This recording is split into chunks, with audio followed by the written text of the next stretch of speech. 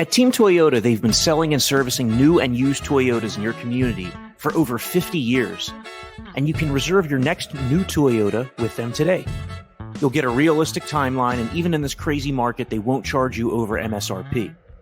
Or don't wait at all. With over 75 certified Toyotas, including a bunch of RAV4 and Highlanders, you can drive one home today. And you can always trust them to maintain your current vehicle.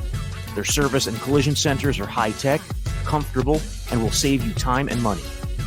Team Toyota can help you go anywhere you want, but they'll always be your hometown team. Just visit teamtoyota.net and choose from 3 locations in Langhorne, Glen Mills, or Princeton.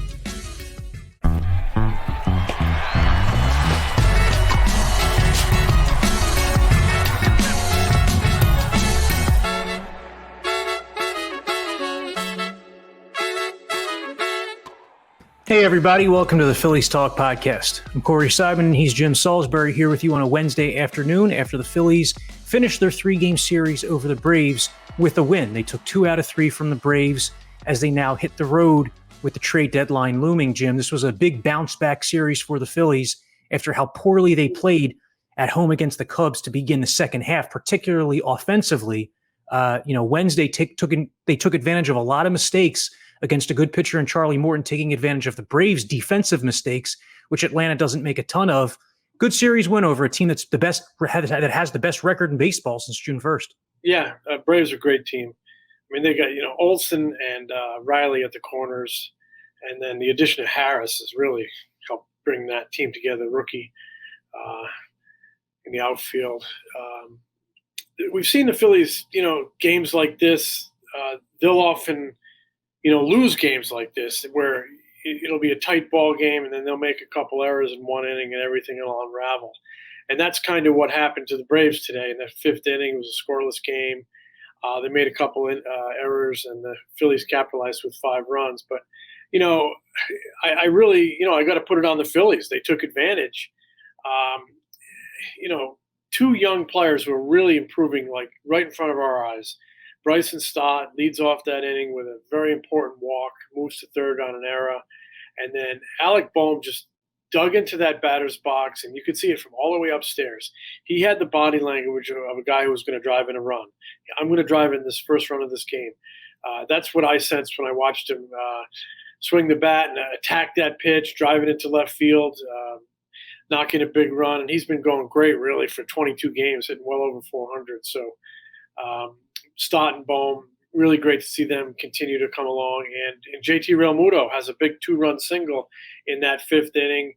His last 10 games, I want to say, he's been really, hitting over 400, swinging it with authority, attacking pitches. You can just see the confidence growing. So it is really nice to see those, those 3 players and 2 hot bats in Bohm and Realmuto going into Pittsburgh. So this was a huge series to, like you said, to bounce back and win a series against an excellent ball club and a very good pitcher today in Charlie Morton. So it wasn't a great homestand. They go, 2-4 on the homestand, but it ended well. And I think, Kyle Gibson pitched very well. The bullpen continued to pitch well. And it's just so important to kind of build a little bit of momentum because what's next is, another huge series. I mean, they're all huge. We can say that about every series. But they go to Pittsburgh, 4 games. Pirates have lost 8 of 10. They're really scuffling. They're moving toward another sell-off at the trade deadline. The Phillies, come out of this break with a soft schedule, but they didn't capitalize on the Cubs.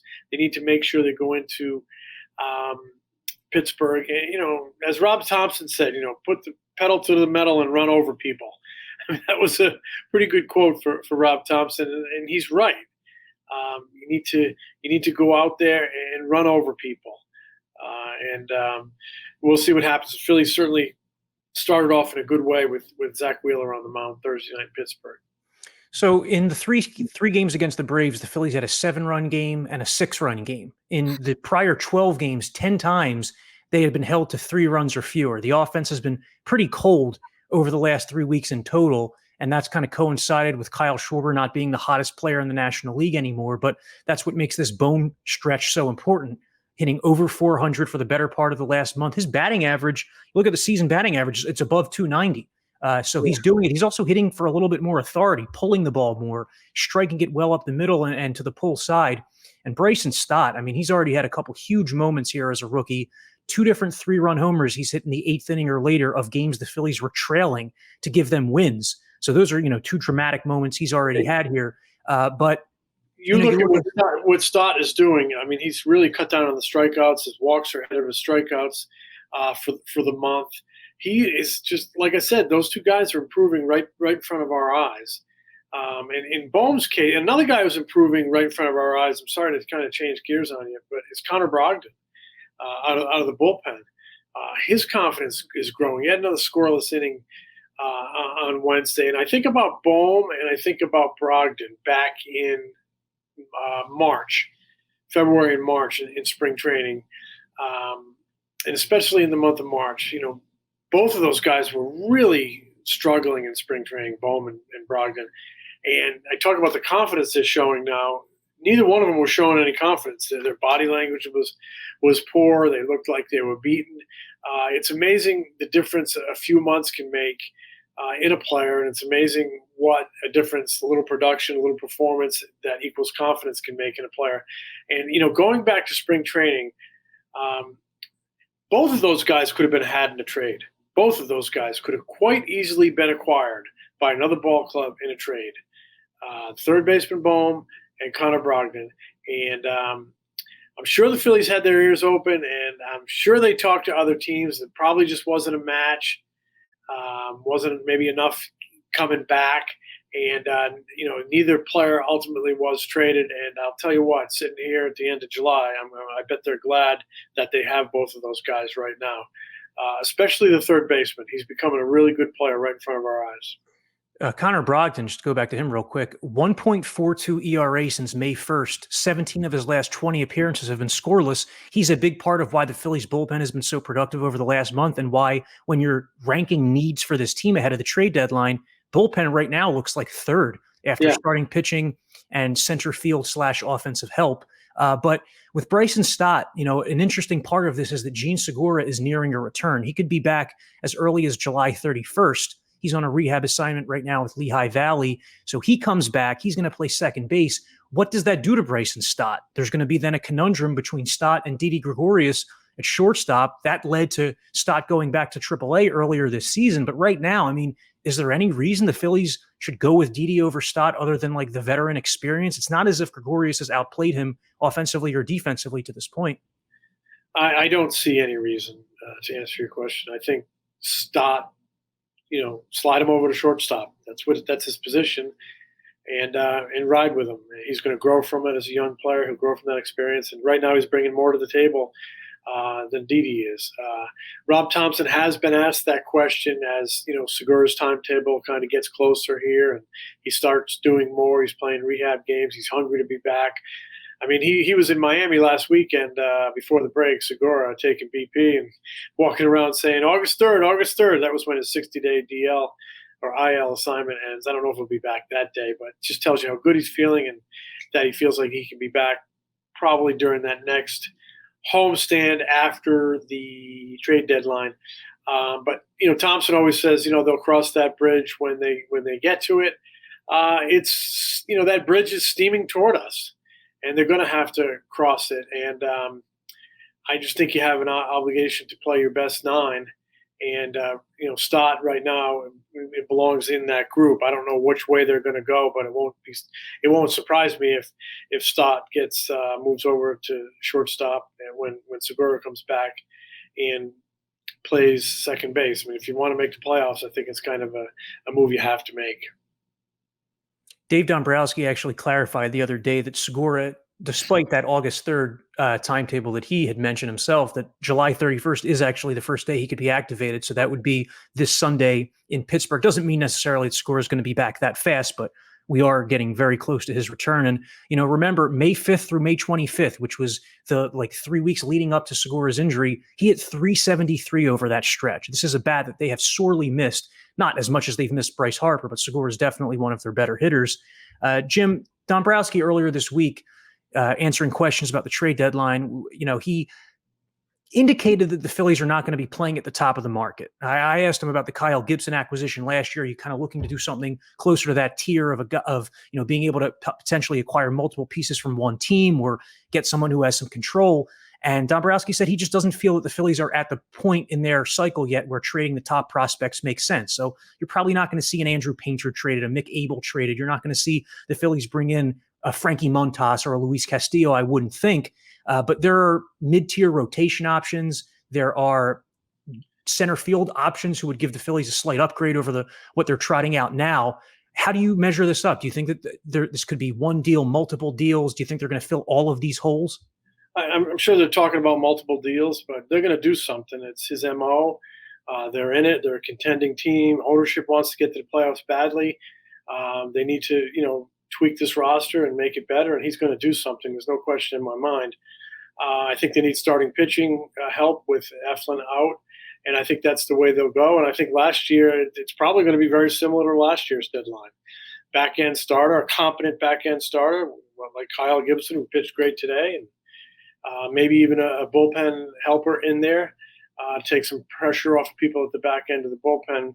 I think that's the way things line up because I'm on board with their thinking. I just can't give up those top arms, Mick Abel and Andrew Painter, and I'd be very protective of Griff McGarry. I'd even be protective of Ben Brown. I'm not saying they wouldn't do something in there, but I think you need to be protective of those guys. I haven't seen a crop of young power arms in the minor leagues.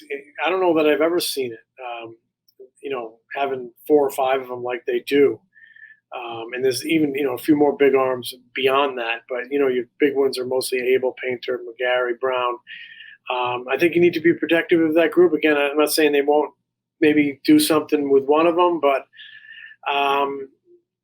some of those guys could be here in a hurry in the next year or two. Painter, Abel, maybe McGarry.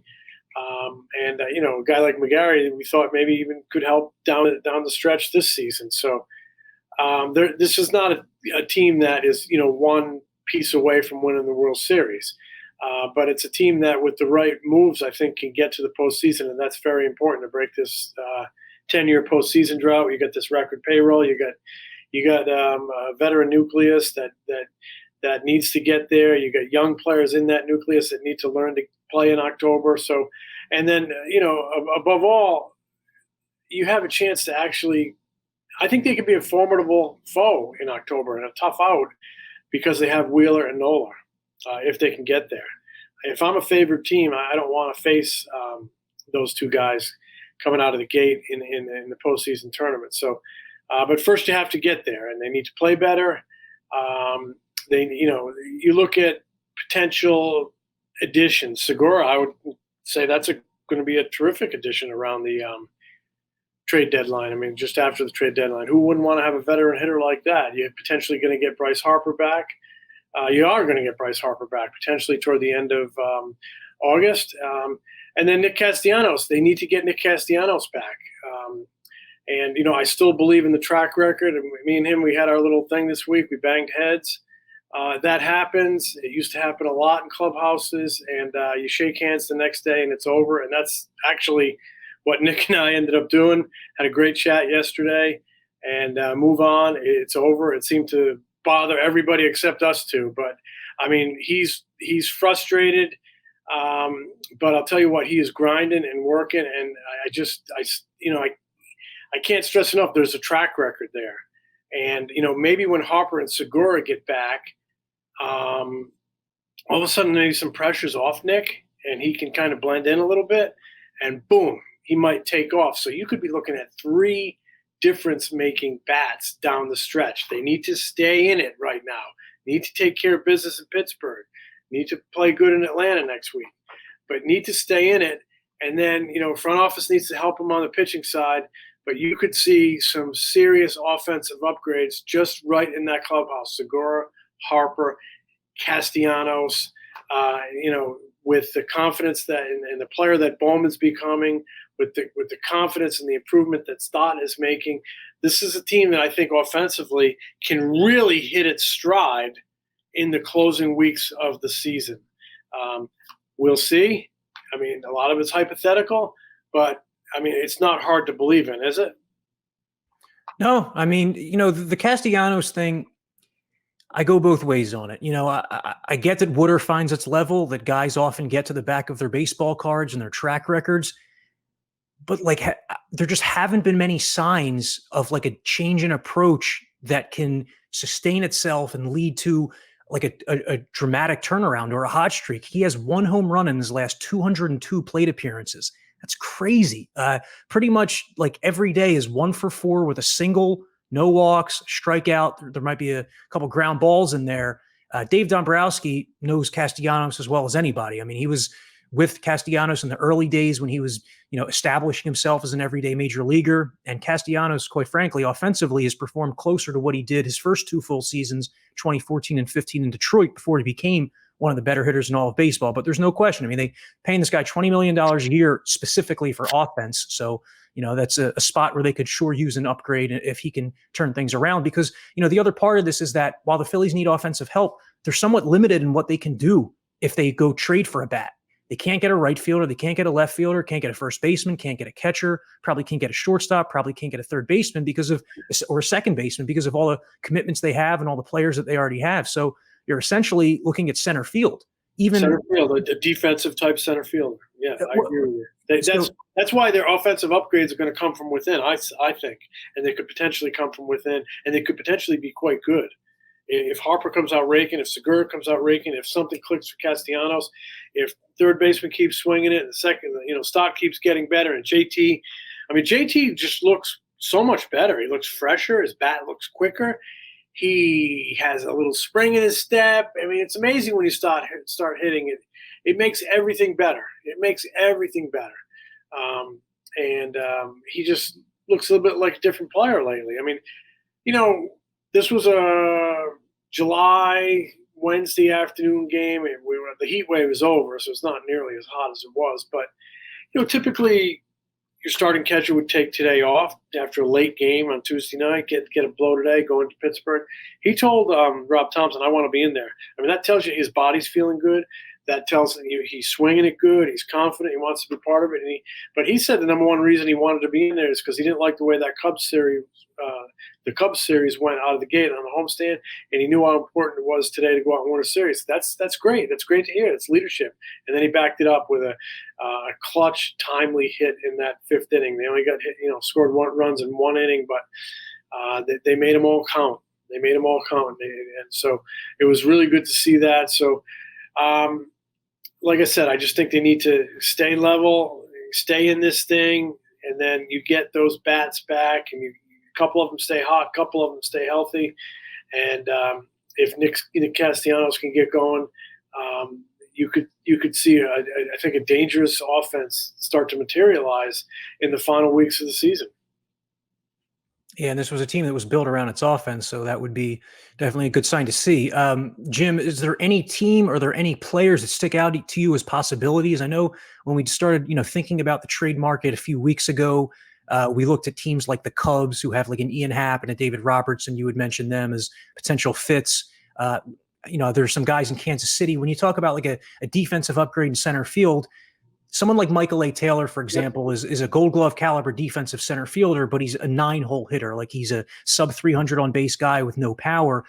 But he would be a clear upgrade defensively over Matt Vierling and Odubel Herrera. At the very top of the market, there's the Cedric Mullins, Brian Reynolds, just as there was a year ago at this time. But those guys have 3.5 years of club control. They're going to cost a ton. So, I mean, someone like Ian Happ almost feels like an in-between. He has 1.5 years of club control, so he'd probably cost a little bit less than the Mullins and Reynolds, and he's a better all-around player with more upside than like a Michael A. Taylor or maybe a Ramon Laureano. Who do you like? I think all of those guys, particularly Reynolds, I think would interest the Phillies. But, you're going to use a lot of trade capital to get a guy like that. And I do think your number one need is pitching. I mean, Ian Happ would be a nice one.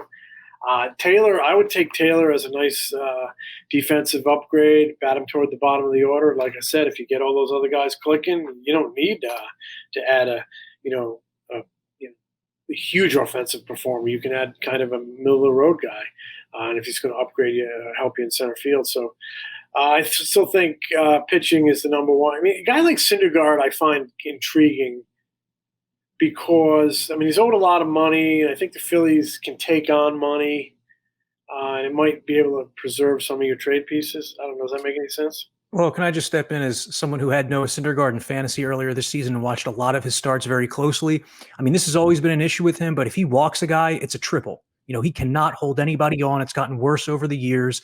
He's had a lot of starts this season where he's like gotten 9 up, 9 down, or 6 up, 6 down, and he's had good starts because of it. But it's almost like once someone reaches base, anything can happen against him. And he's also gotten knocked out of some games very early. I just see him as more of a guy who the name is bigger than the production. I would agree with that, especially over a 2-month stretch. Yeah, I think the name is bigger than production. I just think they need a back end guy. He might be able to do something like that. And he hasn't pitched as much on regular rest. He often gets extra. I don't know. Maybe Brad Keller. I mean, Merrill Kelly. The Quintana in Pittsburgh would be a good one. Mailey from the Reds. I just don't think you're going to get Montas or Castillo without dipping into your top arms, and they need to hang on to those top arms because they're going to be good ones. And they've had trouble developing pitching. It looks like they're on the verge of maybe doing that. And that guys that could help the next year or two. You got to keep those guys. You can't keep going out and doing all your business on pitching and free agency, and then giving up more talent every July because you're short on pitching. You got to bring your own guys. And Dombrowski was sort of talking about that the other day, how he thinks that some of these guys can be quick risers, and that was exciting to hear that the Phillies might be aggressive with some guys if they're the right guys and the right move and they can handle it and they deem them ready. It was nice to hear that they might bring those guys because they're certainly very exciting. So I don't know which way they're going to go, but I think they need some innings in that starting rotation. Eflin's still a question mark, and it just feels almost like last year. Get a starting pitcher, maybe a bullpen arm. I'd like to get maybe an experienced guy in the bullpen who throws strikes and can help you take a little pressure off Sir Anthony, take a little pressure off Brad Hand, and Alvarado, who's done a really good job.